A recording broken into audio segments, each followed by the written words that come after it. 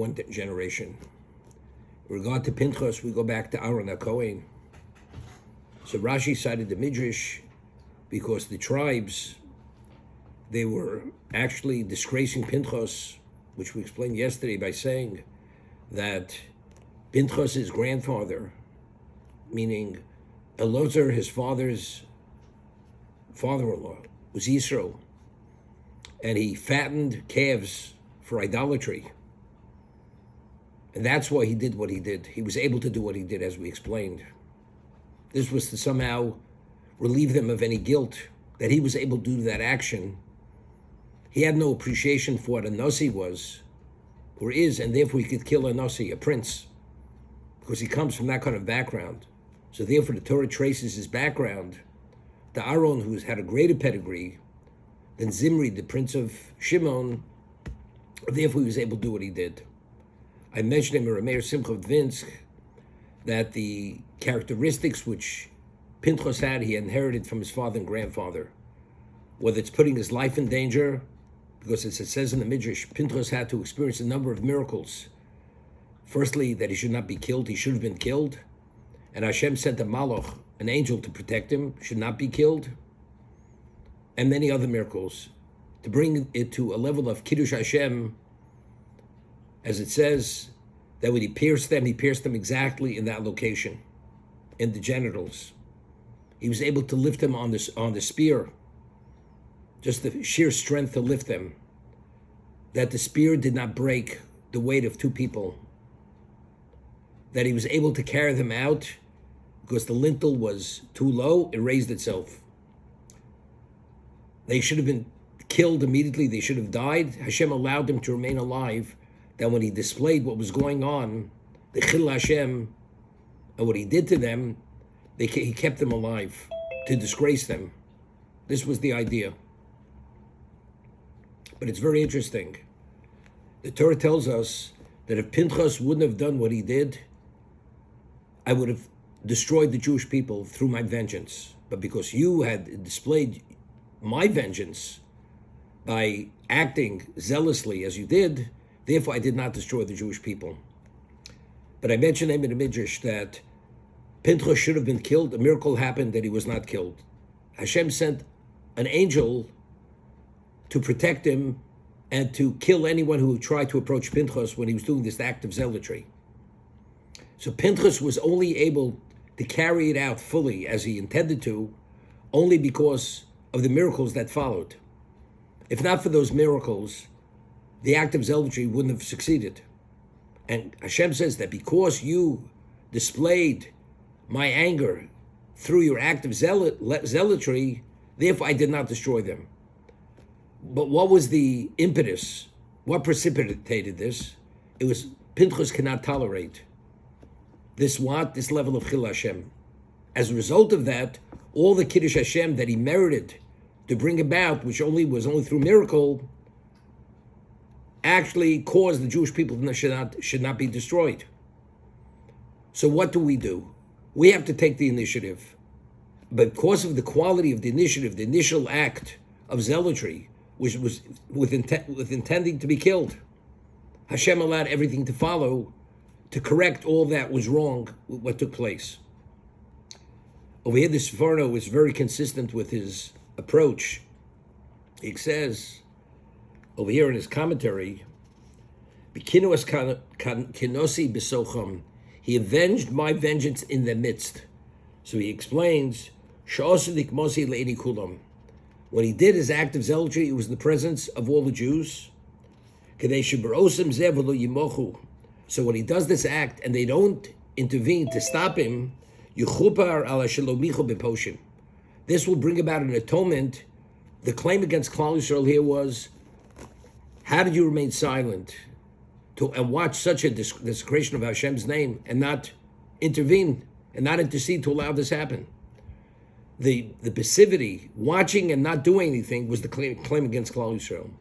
So when Pinchas acted zealously and did what he did in their presence, and they did not stop Pinchas, that was an atonement for the original silence. The second passivity or silence, allowing the Kiddush Hashem to take place, was a correction on the first Chil Hashem.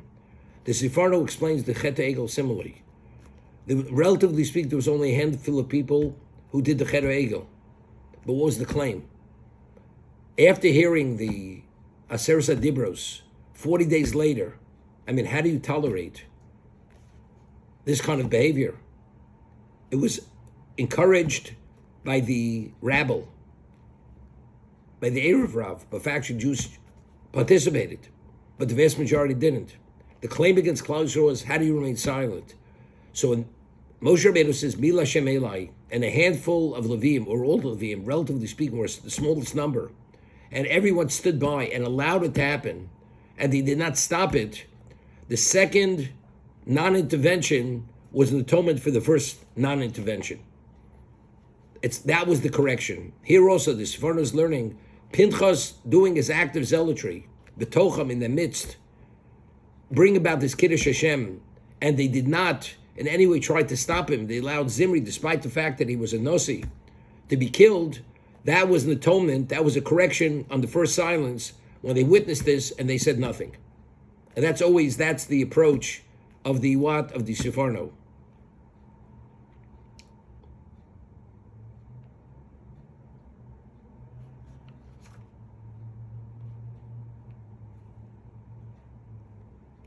The Orach Chaim HaKadosh over here, he explains, why do we trace it back to Aaron? The Chet Egel, if you want, everybody's always looking for the accusing finger. So who do they blame? Factually, Aaron failed by the Chet Egel, and that's why he lost 2 sons. He had a calculation that the reason why he gathered the gold, although he did not in any way believe that it had any value, and that's why we said that when he was installed as the Kohen Gadol, his korban was an egel, was a calf. The Jews themselves, their korban was a soyer, was a goat. Because the concept of a teged nasas and hager, that a prosecutor can't be an advocate, was not a problem for Aaron. But factually speaking, he did the wrong thing. He should have allowed himself to be killed. So the Chet Egel, to a degree, Aaron was a participant in it. So if people want to come up with a claim against Aaron, and you're at fault to a degree. So all our issues that we have now, that started with the Chet Egel, you're at fault. Aaron's name had to be cleaned. He had to be vindicated. The Torah goes and tells us, Pinchas ben Aaron ben Elazar ben Aaron HaKohen. If not for Pinchas' act of zealotry, you people wouldn't exist. So as a result of that, any claim or conceivable claim, although it's a basis claim against Aaron, it's no longer a claim. Because since his grandson, who was the son of Elazar, who was his grandson, did this act of zealotry, that's why you're alive.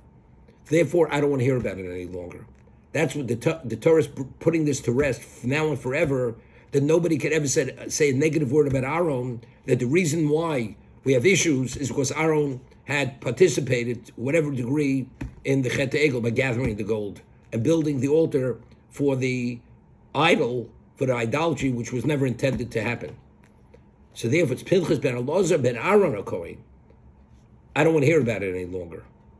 Somebody says, you cost me $100,000 loss. And then down the road, all his financial success and his health and everything else is attributed to that person because he restored him endlessly more.